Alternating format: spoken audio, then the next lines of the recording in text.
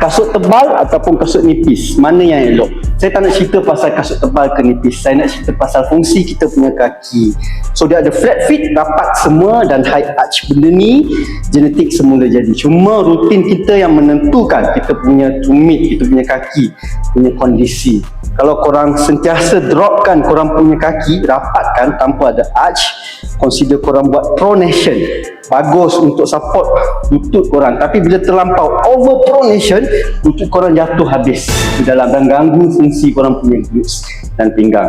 Sebaliknya, kalau korang angkat sikit korang punya tumit tu, lutut korang akan ikut keluar. Ini lebih selamat supaya lutut korang tak banyak jatuh ke dalam. Macam mana pun dua-dua kena ada, korang kena ada sedikit angkat dan sedikit jatuh. Bila kita jalan nampak lutut kita akan sikit jatuh. So fungsi pronation ni dia support kita punya lutut.